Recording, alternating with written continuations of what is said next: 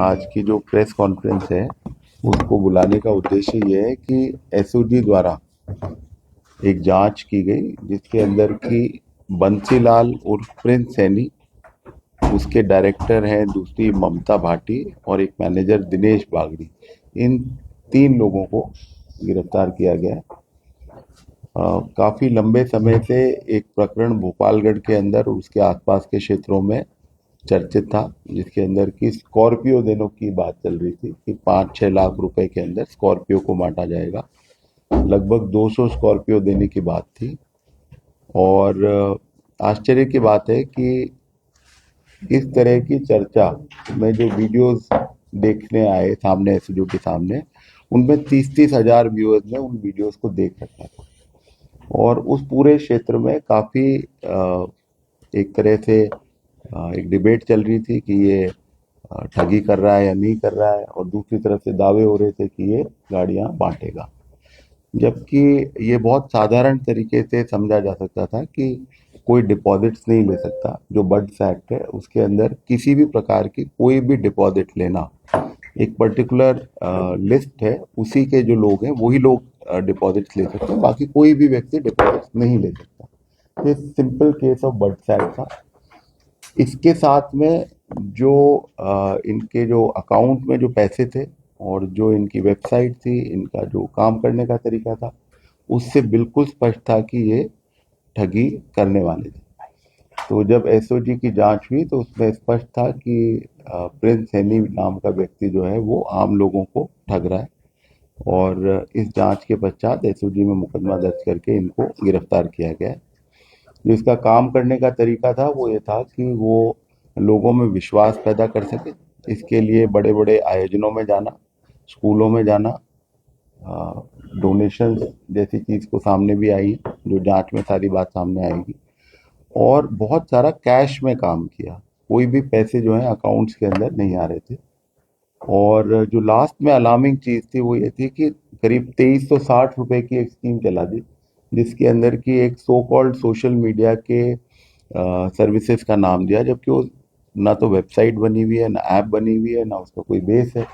और उसके पीछे कोई लॉटरी देना और क्रिप्टो के अंदर देना, टोटल ठगी का कार्यक्रम चल रहा था। और आरंभिक पूछताछ में ये बात आई है कि इसका इरादा था कि कम से कम 30 लाख लोगों तक ये पहुंचे और ठगी के बड़े अमाउंट को ये प्लान कर रहा था। बट एसओजी ने इसका जो अपराध का तरीका था उसका पटाक्षेप करते हुए अब गिरफ्तार किया है। उम्मीद करेंगे कि जो ठगी किए हुए लोग हैं वो अब सामने आएंगे और इसके खिलाफ और ज़्यादा कार्रवाई होगी। एसओजी को कैसे पता चला कि ये व्यक्ति विशेष लोगों के साथ ठगी करने वाला था या उसका प्लान बनाने वाला था, और कितना अमाउंट का इसका वो प्लान था कि मुझे इतना पैसा रिकवर करना लेना है? देखिए, ये मैंने आपको बताया है कि जब हमारे पास ये शिकायत आई तो ये ऑलरेडी वहाँ का काफी चर्चित केस था। ऐसा नहीं था कि किसी को नहीं पता हो। इसका जोर शोर से मीडिया के अंदर प्रचार किया जा रहा था, तो कोई सीक्रेसी की बात नहीं थी। जैसे एसओजी के सामने आया तो हमारे सामने क्लियर था कि ये तो खुलेआम ही अपराध कर रहा है। कितने पैसे की है ये सारी चीजें जब इन्वेस्टिगेशन होगा तब होगा, बट आप ये मान के चलें करोड़ों रुपए की ठगी तो निश्चित रूप से हुई है। कितना बॉलपार्क फिगर, 200 करोड़, 100 करोड़? देखिए, ये जो सामने आई है बात, लगभग 200 गाड़ियों की बात कह रहे हैं। और 5-6 लाख रुपए, 7 लाख रुपए लोगों से ले रहे हैं, तो आप गुणा कर लीजिए।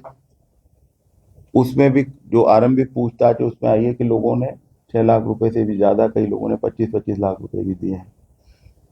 ये जो 2360 रुपए थे इसमें भी कितने लोगों ने दिए हैं ये भी चीज सामने आएगी। तो ये बिल्कुल आरंभिक स्टेज के ऊपर ही हम लोग ये प्रेस कॉन्फ्रेंस के जरिए जनता को बताना चाह रहे हैं कि और पैसे ना दें, क्योंकि अभी भी लोग पैसे लगातार जमा करा रहे हैं। आरोपी अकेला है या आरोपी के साथ और भी गैंग के सदस्य जिन्हें गिरफ्तार करना शेष रह गया? अभी तो बहुत गिरफ्तारियां बाकी हैं। जो इमीडिएटली गिरफ्तारी हुई है वो दिनेश बागड़ी करके जो इसका मैनेजर है उसकी हुई है, और कंपनी में जो को डायरेक्टर है ममता भाटी उसकी हुई है। और कौन कौन है जो अभी फरार चल रहे हैं जिनके ऊपर पूरे एसओजी की नजर है? देखिए, बर्ड्स एक्ट के अंदर जो फर्स्ट लेयर होती है, जो दूसरे लोगों को एनकरेज करते हैं कि हम पैसे लेते हैं उनके थ्रू जाके, तो वो भी सारे के सारे लोग आरोपी बनेंगे। सर इनका बैकग्राउंड क्या है, ये मतलब ये 12वीं फेल है। ये 12वीं फेल?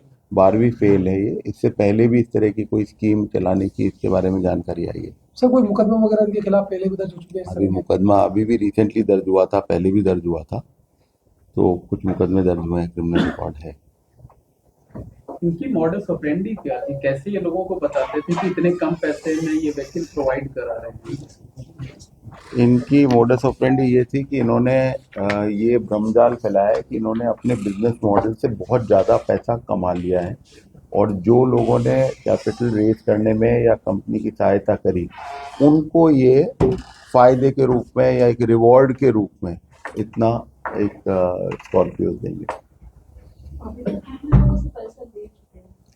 देखिए, ये वाला जो पार्ट है, मनी ट्रेल वाली जो पार्ट है, ये पहले ही दिन अभी अरेस्ट हुए, तो कहना थोड़ा सा जल्दबाजी होगी, पर जैसे जैसे चीज सामने आएगी। लेकिन बहुत क्लियर है कि करोड़ों रुपए की ठगी तो निश्चित रूप से हुई है।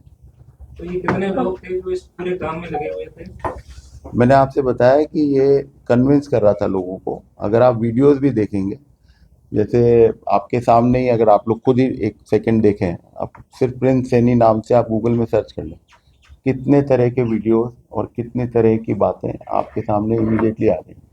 आप इनकी एक वेबसाइट देखेंगे, harvestAItechnology.com करके, इतनी बहुत ही साधारण सी वेबसाइट है। उसमें एक विदेशी नाम चेहरे के साथ में एक मैनेजर दिखा रखा है, उसके लिंक्स भी काम नहीं कर रहे हैं। ये बहुत ही साधारण वेबसाइट, और उसके बेसिस पे एआई का नाम यूज कर तो ये कि एआई भी एक ऐसा एलिमेंट है जो कि आज की तारीख में ठगी के रूप में लोगों को लुभावित करता है कि साहब एआई का कुछ करें। आप लोगों ने सो मोटो